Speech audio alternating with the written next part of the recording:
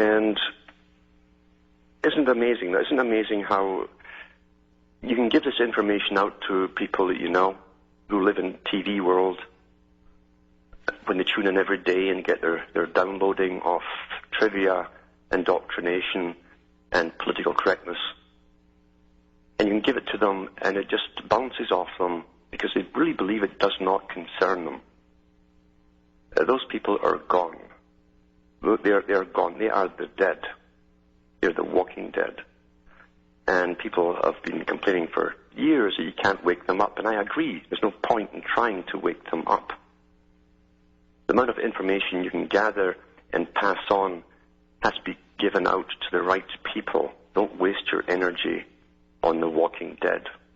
Because as soon as they agree with you, they'll be back into the television and just gone into la-la land. It triggers them. They go into la-la land. If that TV comes on with the regular shows, the world must be just okie-dokie, just fine, just swell, as they used to say. And you'll be called a raving lunatic for talking about stuff that makes them so uneasy. They don't like to be uneasy.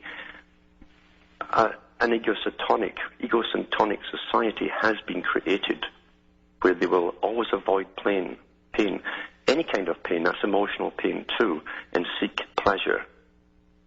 That was pushed from the 50s onwards, from Tavistock and its minions, and it's never ceased. Most people truly will look for any escape from pain, mental pain and discomfort, and seek pleasure, anything to distract them for another half hour or an hour on television so they can laugh. The problem is we've had the Pentagon in the U.S. and the Canadian taxpayer funding these anti-terrorist dramas that are all over the place.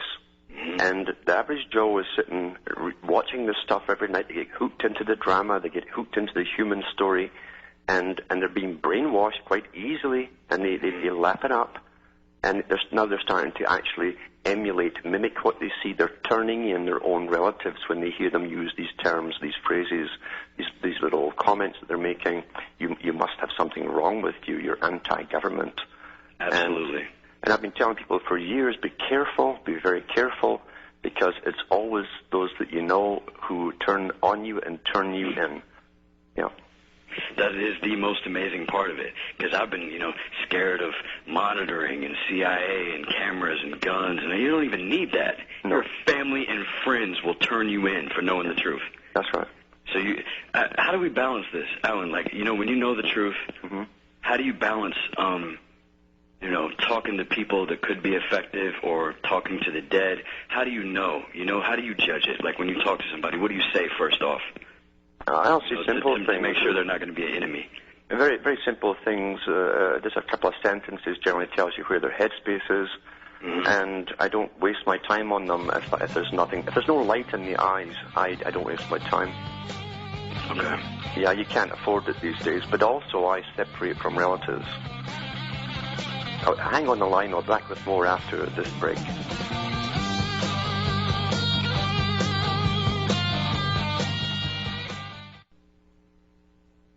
You're listening to the Republic Broadcasting Network, because you can handle the truth.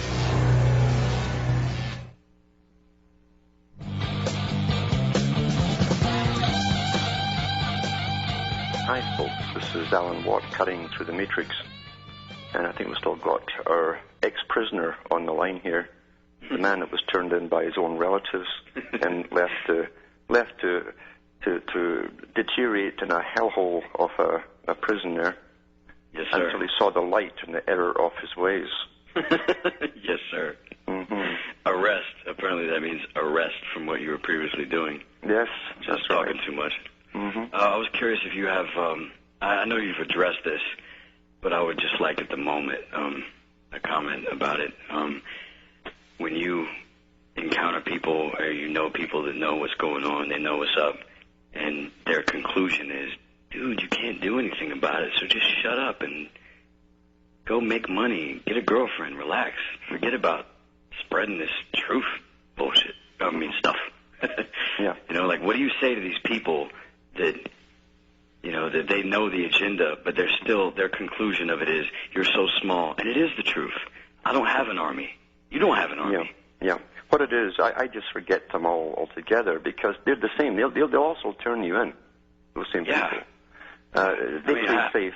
They always play safe right to the bitter end. And when the bitter end is coming upon them, they'll go into a state of shock and disbelief. Yeah. Because each one of them thinks it's a long-term agenda, and it'll be worse after I'm dead. They all seem to think that. They're very optimistic in that regard. Oh yeah, I have friends that say, that there's nothing you can do about it. Never can, never will. So just live your life. Basically, be selfish. Mm-hmm. Who cares about it? And it is so overpowering. I mean, you realize they've been planning this for centuries. Yes. You got to remember. So really, I actually want to know this, Alan, in your head, because you know how deep it goes, like the depths from history, all the hidden stuff. Mm-hmm. So if they've been planning things and they have the world that organized, even from space, these scalar weapons and nuclear satellites and everything, all that, and diseases they can let loose.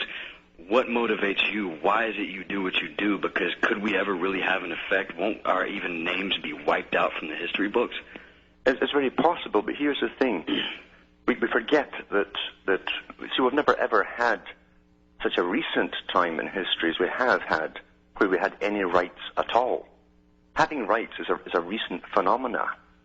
In the 1700s, you had right up until then, no one had any rights. The king granted rights, and the king made sure there was a rigid structure, and any lord across Europe, right into the 1700s, could slaughter any peasant, which they called a villain, for any reason, even a bad mood or a bad hair day, and get away with it. There was no laws on any books to punish that man.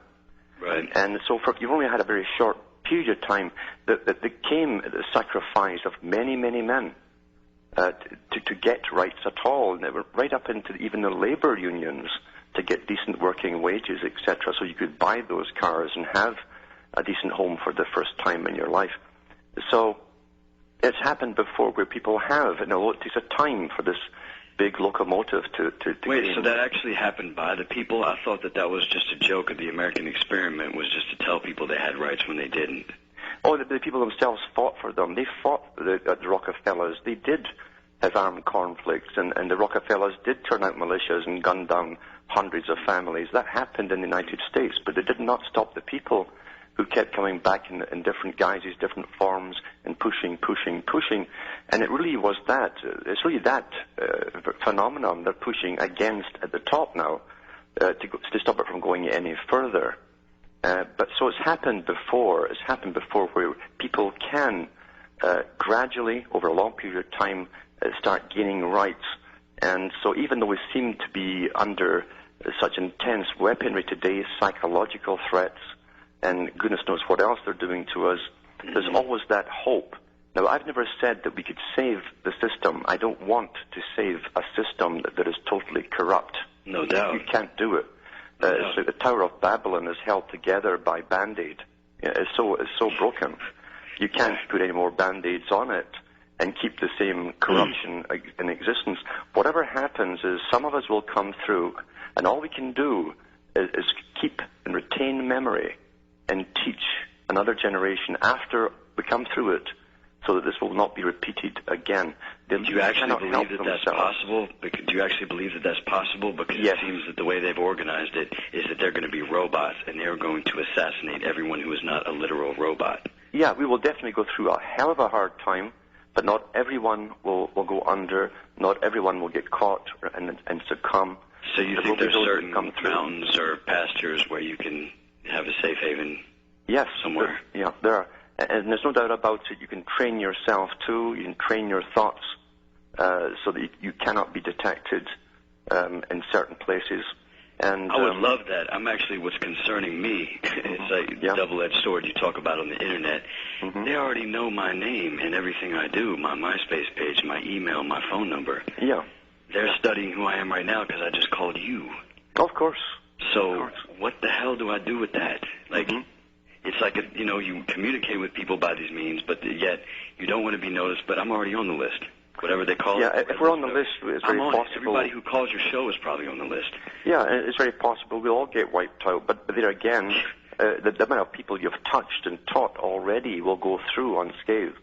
And it might be up to them eventually to carry it on to the next level. Who knows?